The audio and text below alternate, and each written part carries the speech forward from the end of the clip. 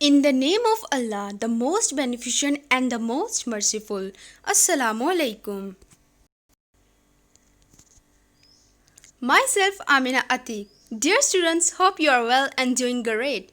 The presentation on this topic, cells, tissues, organ system of animals, contain both instructive and educational content that is both shareable and easy to retain. So let's start. The topic of my presentation is cells, tissues, organs and organ systems of animal. The subtopics include cells, tissues, organs and organ system. Cells, in which include cell membrane, cytoplasm, nucleus. Tissues, in which can include epithelial tissue, connective tissue, muscle tissue, nervous tissue. Organs, in which include heart, brain, liver, stomach. Organ system, in which include skeletal system, digestive system, muscular system and nervous system. In this slide, we will describe the structural hierarchy in multicellular animal.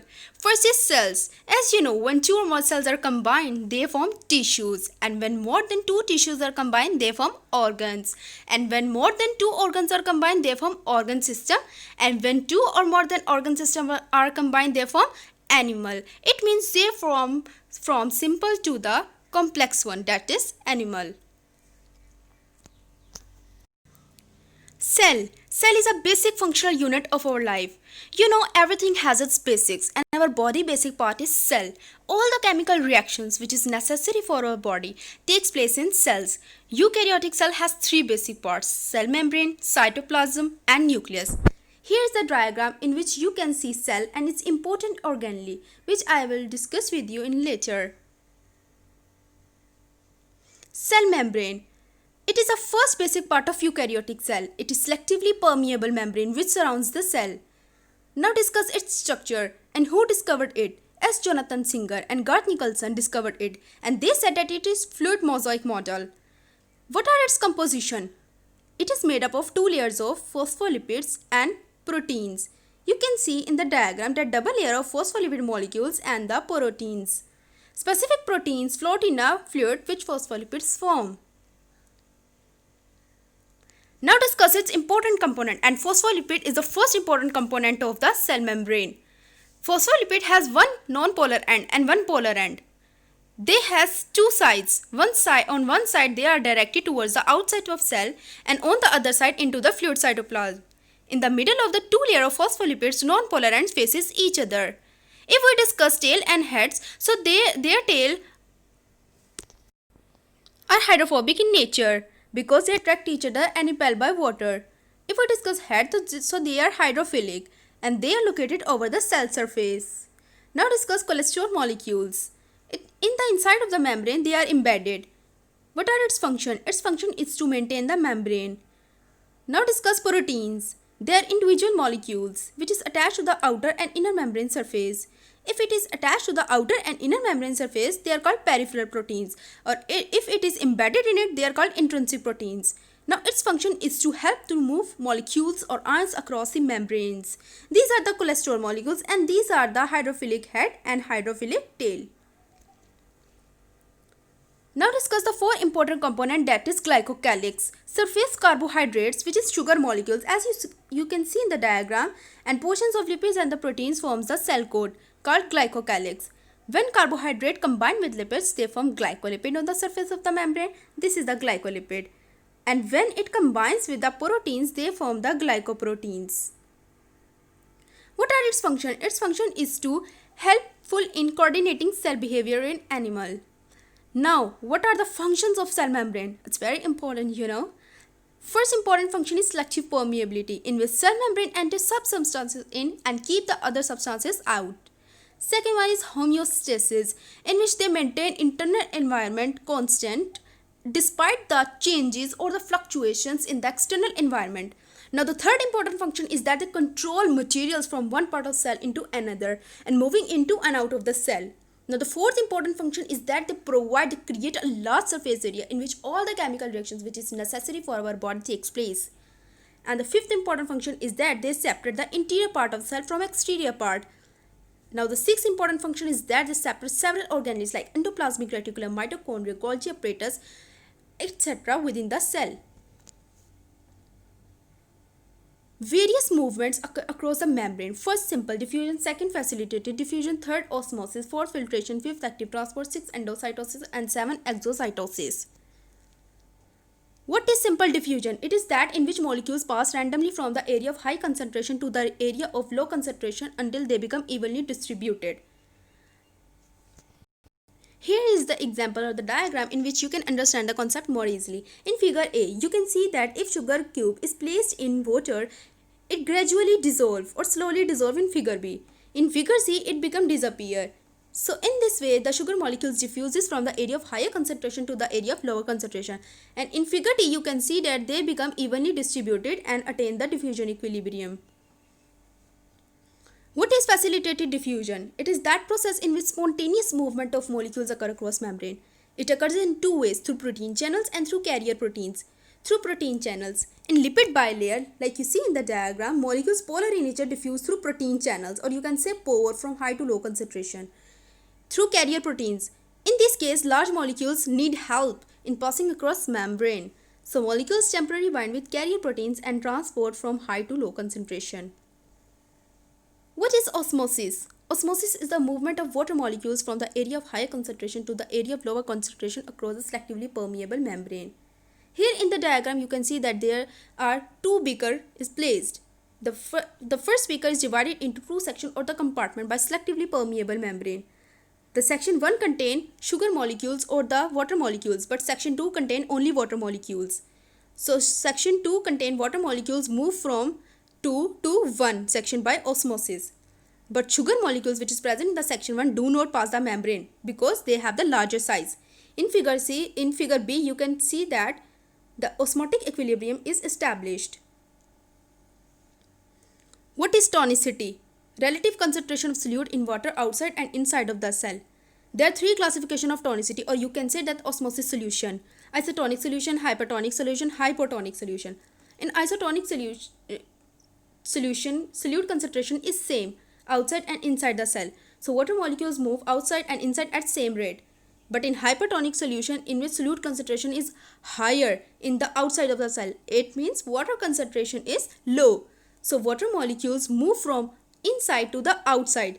So cell becomes shrink.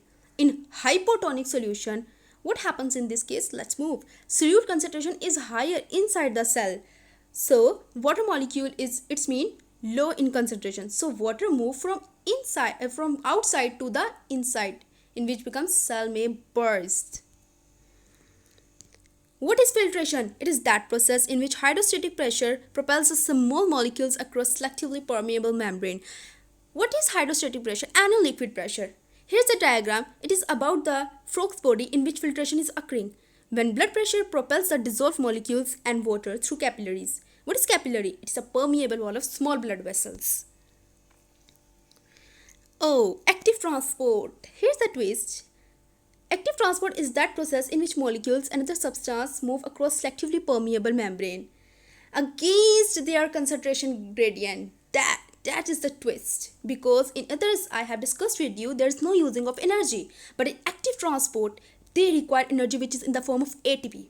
Molecules combine with carrier proteins like you see in the diagram during the active transport and shape changes, which result to change in configuration. Along with energy, they have to pass molecules against gradient. Endocytosis. It is a bulk movement of molecules across the plasma membrane into a cell by formation of vesicle. There are three forms of endocytosis: phagocytosis, receptor-mediated endocytosis, and pinocytosis. Let's move on to the detail. Phagocytosis. It is that in which cells takes in solid substance or materials. Here's a diagram. You can see a cell takes in a solid particle and forms a vesicle. A lysosome combines with a vesicle forming a phagolysosome. Lysosomal enzyme digests the particle. This vesicle can also fuse with the plasma membrane and release in contents by exocytosis.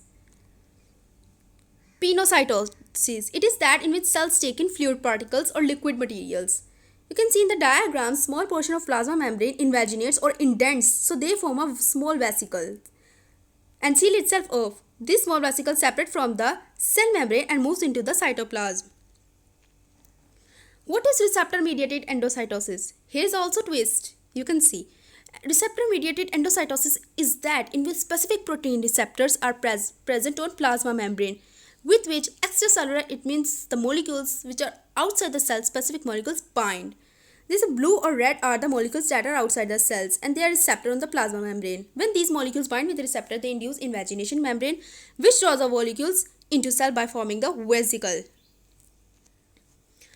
Exocytosis. It is that process in which secretory vesicle, which is made up by the Golgi apparatus, this secretory vesicle which is made up by the Golgi apparatus, fuse with plasma membrane and releases content into the outside of the environment.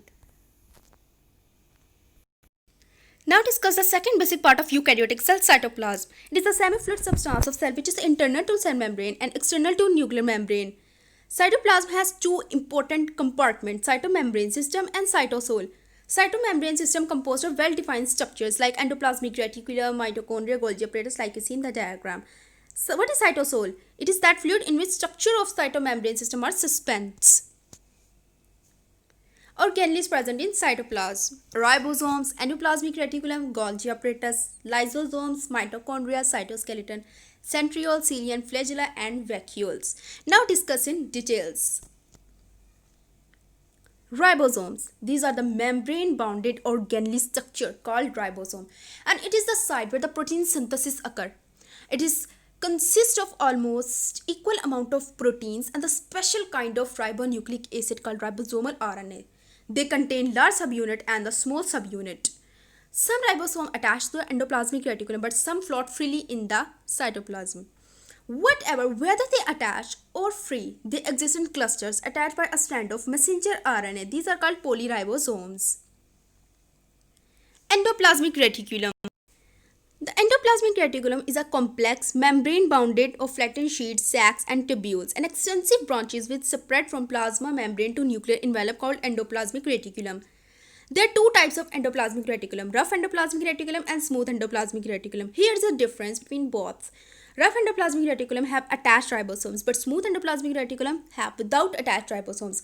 Rough endoplasmic reticulum present near the nucleus, but smooth endoplasmic reticulum present near cell membrane. Rough endoplasmic reticulum transport proteins and manufacture proteins to various places, but smooth endoplasmic reticulum synthesize lipids and transport them to various places. Rough endoplasmic reticulum exists as cisternae, but smooth endoplasmic reticulum exists as tubules. Golgi apparatus. Golgi apparatus, it is composed of flattened stacks of membrane-bound cisternae. The Golgi apparatus, also known as Golgi complex, is a collection of membrane associated physically and functionally with the endoplasmic reticulum in the cytoplasm. What are its function? Its function is to package, sort, and secrete lipids and the protein. Ribosomes that synthesis proteins are sealed off in little packets called transfer vesicles. Transfer vesicles pass from the endoplasmic reticulum to the Golgi apparatus and fuse with it. This is okay. In the Golgi apparatus, the proteins are concentrated and chemically modified, and sorting of proteins occur. Then these proteins are packed into secretory vesicle and release their content in outside of the cell via the exocytosis. Lysosomes are membrane-bounded spherical organelles that contain enzymes called acid hydrolysis, which are capable of digesting organic molecules like lipids, proteins, nucleic acid under acidic conditions. What are its function? Its function is that in endoplasmic reticulum, enzymes are synthesized, which is transferred to Golgi apparatus for processing. This is then lysosome attach with it. When lysosome attach with their vesicles, they expose their enzymes to vesicle content. Now discuss the mitochondria. It is a double membrane bounded organelle. Shape is spherical to elongate. Inner membrane folds and double in on itself to produce incomplete compartments or the section called cristae. Space between cristae is matrix. You can see in the diagram, in the matrix, ribosomes, circular DNA, and other materials are present in it. They are also called power generator of cell because they convert energy ATP into usable forms. Cytoskeleton is that in which microfilaments, intermediate filaments, and microtubule in most cells form cellular lattice framework throughout the cytoplasm that joining the various organelles. Three classes of cytoskeleton: microtubules, intermediate filaments, and microfilaments. Microtubules, these are slender, hollow, and cylindrical structure. It is made up of the globular protein subunits called tubulin subunits. Its size is 25 nanometer. Its help in organelle movement, transport between cells, and involve in overall shape changes when cell is in period of specialization. Intermediate filament. It is chemically heterogeneous group of protein fibers, and specific proteins vary with cell type. What does it mean? It means intermediate filaments in different cell types are composed of different protein subunits. Now discuss the microfilaments. It is a solid string of protein molecules in microfilament called actin. Its size is 7 nanometer. Actin microfilaments have function in muscle cells or as well as in non-muscle cells. In muscle cells, they act as myofibril and they are highly built up, in which they help to muscle cells to contract or shorten. Whereas in non-muscle cells, they form the contractile system, which is responsible to cellular movement and provide the mechanical aid to cellular structure. Cilia and the flagella. They are elongated appendages on the surface of some cells by which the cells, including many unicellular organisms, propels themselves. Both are membrane-bounded cylinders which encloses matrix. In the matrix, there is an exosome or axial filament which is composed of 9 pairs of microtubule and arranged in circles around 2 central tubules. This is called 9+2 pattern of microtubule. This is, like you can see in the diagram, this microtubule doublet has a pair of dynein arms or proteins and spokes extending towards the central microtubule pair.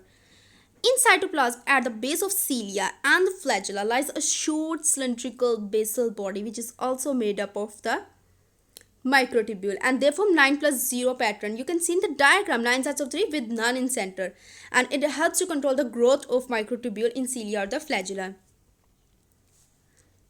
Now discuss centrioles and microtubule organizing center. Near the nucleus, specialized area of cytoplasm are centrosome, which is microtubule organizing center. This centrosome in cytoskeleton, it is a dense material which gives rise to large number of microtubule with various functions. One kind of center gives rise to centrioles which lie at right angle to each other. This one consists of 9 triplet microtubules which radiate from the center. Centrioles becomes double just before cell division. It helps to organize the cytoskeleton and chromosome movement. Vacuoles. Membranous sac which is the component of cytomembrane system. It occurs in different sizes and shape and different functions. In single-celled organism like protozoa and sponges have contractile vacuoles that collect water and pump it to the outside to maintain the organism internal environment. Other protozoa and sponges have the vacuoles which is used for the storing food. Oh my god, next is nucleus. That is the third basic part of eukaryotic cell, which is the most important and prominent part. It is also called brain of cell, which is the control center of cell. It contains DNA. It has 2 major functions, In cell, nucleus direct chemical reaction by transcribing genetic information from DNA into RNA, which then translate the specific information into proteins, example, enzymes that determine the cell-specific activities. Now, the second function is that it stores the genetic information and during the cell division transfer it from one cell to another cells and from one generation to the next generation. Components of nucleus. Its nuclear envelope, nuclear pod, nuclear plasm, chromatin, and the chromosome nucleolus. Now discuss in detail. Nuclear envelope. It is also called nuclear membrane that separates the nuclear material from cytoplasm. It is the double layer structure you can see in a nuclear membrane and outer nuclear membrane. In a nuclear membrane encloses a nuclear content and outer layer continues with endoplasmic reticulum. Nuclear pore. It consists of specialized transport proteins called the nucleoporins. What are its function? Its function is to act as a gauge for exchange of materials with the cytoplasm. Size of pores allow RNA to move out but prevent DNA from leaving the nucleus. Our 3000 nuclear pore penetrate the surface of nuclear envelope. Okay, nucleoplasm, it is semi-fluid. Semi-fluid means half-fluid, transparent ground substances and inner mass of nucleus. It is composed of RNA and the DNA and enzymes called RNA and DNA polymerase. Chromatin.